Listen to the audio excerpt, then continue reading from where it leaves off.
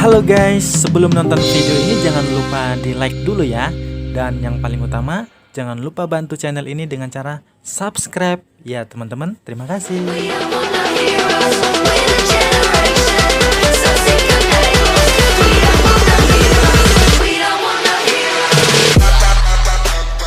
Halo teman-teman semua, hari ini saya ingin menceritakan tentang syarat dan ketentuan yang ada di dalam exchange counter. Ya, buat Anda yang mungkin belum mengerti bagaimana caranya melakukan transaksi di dalam exchange counter, bisa nanti minta ya ke para pengguna Anda supaya bisa dapat link tentang video tutorial bagaimana caranya melakukan transaksi di dalam exchange counter. Oke. Nah, perlu diingat bahwa ada 3 pihak di dalam exchange counter ini. Ada penjual, orang yang menjual VP. Ada pembeli, orang yang membeli VP. Ada perusahaan. Perusahaan ini sifatnya membeli VP dan juga menjadi penengah antara penjual dan pembeli. Oke. Nah, waktu operasi dari exchange counter ini kira-kira jam 10 pagi sampai jam 10 malam. Jadi tidak lebih ya. Jadi kalau lebih dari jam 10 malam udah tutup, kurang dari jam 10 pagi masih belum buka. Jadi Anda perlu ingat bahwa operasinya jam 10 pagi sampai jam 10 malam aja. Oke. Nah, kalau misalkan dalam kondisi tutup, maka kita sebagai penjual tidak bisa melakukan penjualan VP. Sebagai pembeli pun kita nggak bisa melakukan pembelian VP. Perusahaan juga tidak bisa melakukan pembelian VP dan tidak bisa menengahi kedua belah pihak. Oke. Jadi ketika lagi tutup, semuanya tutup, nggak bisa ngapa-ngapain. Oke, tidak bisa melakukan transaksi di dalam exchange counter ini. Oke. Nah, bagaimana caranya kita melakukan transaksi? Yang pertama adalah proses transaksi jual ke perusahaan. Perusahaan ini sifatnya hanya bisa membeli, tidak bisa menjual. Karena kan perusahaan tidak menjual poin ya. Perusahaan hanya bisa membeli poin aja dari kita, beli VP dari kita. Oke. Nah, misalkan contoh, ini perusahaan. Ya, perusahaan akan meletakkan namanya order pembelian. Order pembeliannya misalkan ada A 5 VP, B 10 VP, C 5 VP, dan D 20 VP misalkan. Dan kita punya 10 VP untuk kita jual nih. Nah, kita misalkan mau menjual ke perusahaan, maka kita akan kejual ke B. Ketika kita menjual ke B, maka statusnya dari tertunda akan berubah menjadi status proses. Ketika menjadi status proses, maka perusahaan akan melakukan transfer ke kita. Ketika melakukan transfer ke kita sebagai penjual, kita akan diminta untuk melakukan konfirmasi. Setelah kita melakukan konfirmasi, maka secara otomatis penjual akan mengembalikan VP-nya ke perusahaan, atau VP diambil lah ya sama perusahaan. Perlu diingat bahwa perusahaan akan mengalokasi dana dari profitnya sebesar 50% maksimal dari keuntungan perusahaan yang akan dikembalikan lagi ke member. Jadi order pembelian ini akan disesuaikan dengan profit perusahaan. Oke. Nah, ada lagi proses kedua, yaitu proses jual beli antara member ya. Kenapa harus ada jual beli sih antara member? Karena sederhana sekali, gampang gitu ya. Karena banyak banget member yang pengen beli VP, gampangnya gitu.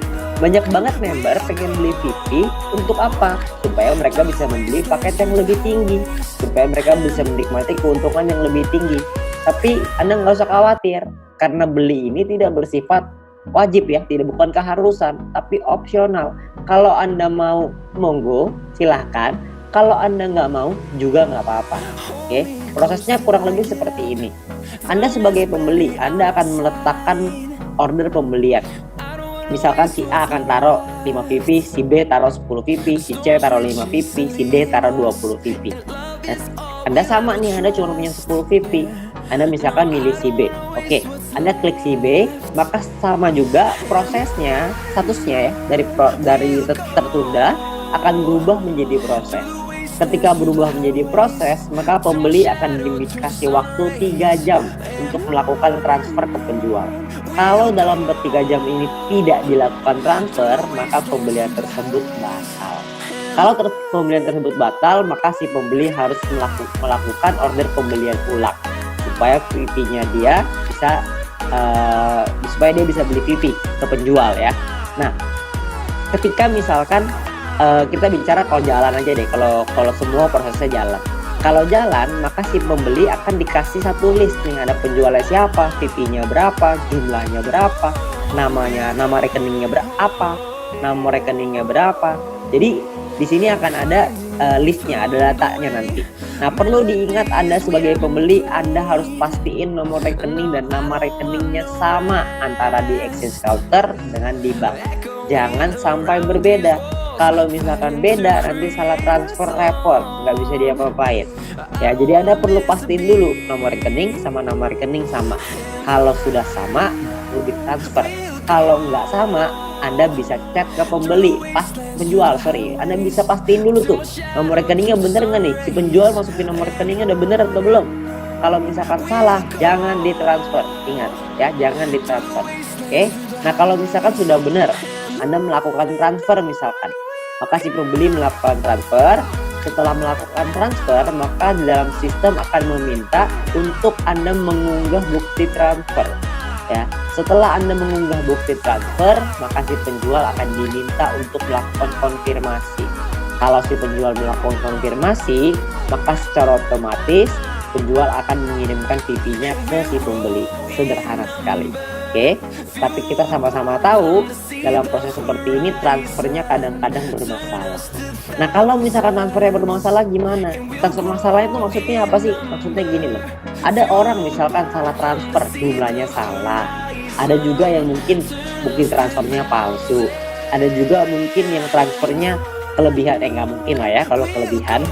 Ya, jadi mungkin banyak masalah lah ya. Masalahnya apapun itu, maka sebagai pembeli dan sebagai penjual Anda bisa melakukan protes. Ya, kalau Anda melakukan protes, maka secara otomatis akan diminta untuk mengunggah bukti transfer sebagai pembeli. Sebagai penjual, Anda akan diminta mutasi rekening. Salah satu pihak pasti ada yang salah. Jika ada yang terbukti bersalah, maka manajemen berhak untuk membekukan akun YouTube tersebut hingga pemberitahuan lebih lanjut. Ya, jadi kalau misalnya Anda yang mau nipu, ujung-ujungnya Anda juga yang rugi. Jadi lebih baik jangan nipu, lempeng-lempeng aja. Ya, kita ikutin aja alur mainnya, kita cari uang dengan halal. Oke? Nah, lalu ada syarat dan ketentuan umum. Ya, misalkan ada bukti transfer palsu. Kalau pembeli mengunggah bukti transfer palsu, maka secara otomatis akunnya akan dibekukan secara permanen karena ini adalah tindak penipuan. Kalau penipuan harus ditindak dengan tegas. Saya yakin teman-teman semua juga pasti setuju lah dengan hal ini, ya. Nah, terus yang kedua, dengan sengaja mengganti nama Anda dengan nama orang lain akan dinilai sebagai sebuah kecurangan juga. Dan transaksi Anda akan dibekukan jika salah satu melakukan protes dan akan di-review dulu ya sama perusahaan, akan dicek siapa yang salah, siapa yang benar. Buat yang salah maka akan langsung ditindak dan akan diberikan sanksi karena ini juga sama tindakannya penipuan. Oke. Nah, proses protes berapa lama? Proses penyelesaian protes itu kira-kira memakan waktu 1-3 hari. Kalau belum selesai, maka kedua belah pihak bisa mengirimkan email kepada customer service untuk ditindaklanjuti. 1 hari itu untuk yang tidak ada masalah ya. Kalau nggak ada masalah akan dilepas pembekuannya, dikunci akunnya gitu ya, dibekuin dulu. Sementara kalau misalkan nggak ada masalah akan dilepas. Kalau misalkan yang masih bermasalah maka akan tetap dibekukan atau tetap dikunci sampai masalah itu selesai. Kalau sudah selesai baru akan dilepas semuanya. Oke, jadi sebisa mungkin kita meminimalisir adanya masalah. Sebisa mungkin buat teman-teman, saran saya adalah udahlah, kalau buat yang mau nipu jangan nipu. Buat apa juga kita punya uang tapi kalau uangnya uang haram, betul nggak ya? Nah, informasi tambahan untuk Anda sebagai penjual, maksimal Anda hanya bisa melakukan 4 transaksi pending atau tertunda. Jadi Anda hanya bisa melakukan penjualan PP ke 4 transaksi berbeda. 4 transaksi. Kalau transaksinya masih belum selesai, maka belum bisa jadi yang kelima. Ya, hanya bisa selesaiin dulu salah satu, Anda baru bisa buka satu lagi. Anda baru bisa jual ke satu lagi. Ya, jadi jika salah satu sudah selesai, Anda bisa menambah 1 transaksi lagi. Intinya maksimal 4 transaksi yang masih dalam berjalan dalam satu waktu yang bersamaan. Penjual juga hanya bisa melakukan penjualan PP maksimal 2000 PP per hari. Oke, itu maksimal ya. Nah, dan pembeli maksimal hanya bisa memasukkan 10 order pembelian dalam satu hari. Nominal minimalnya adalah 5 PP, nominal maksimalnya adalah 300 PP. Oke. Nah, perlu Anda ingat kalau misalkan exchange counter sudah tutup dan masih ada transaksi yang masih proses, maka transaksi akan dilanjutkan besok. Misalkan contoh, kalau misalkan Anda melakukan transfer misalkan jam 9.30 malam, Ya, Anda mengunggah bukti transfer nih 9.30 malam. Sayangnya si penjual lupa, nggak ngeliat lagi. Pasar keburu tutup. Ya, terus gimana dong? Uangnya udah ditransfer nih, nanti saya rugi dong apa segala macam. Tenang aja, Anda nggak bakal rugi karena proses pembelian Anda itu masih dalam proses. Jadi bisa dilanjutin besok. Ketika pasarnya sudah buka lagi, penjual melakukan konfirmasi, PP juga akan transfer ke Anda secara otomatis. Oke, jadi Anda nggak usah khawatir, ini semuanya aman. Ya, jadi Anda nggak langsung hilang tiba-tiba gitu order pembeliannya, nggak. Jadi ordernya tetap ada. Nah, sangat disarankan untuk tidak melakukan transfer di atas jam 9.30 malam supaya menghindari hal-hal seperti ini. Ya, jadi kalau misalkan sudah lewat dari 9.30 malam, sebisa mungkin janganlah kita melakukan transfer.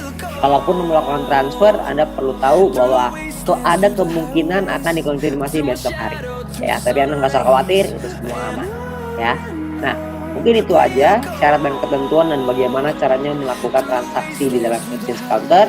Ya, maka Anda perlu ingat bahwa exchange counter ini adalah tempat kita melakukan transaksi, tempat kita menghasilkan penghasilan dari sini ya. PP kita jadi penghasilan untuk kita.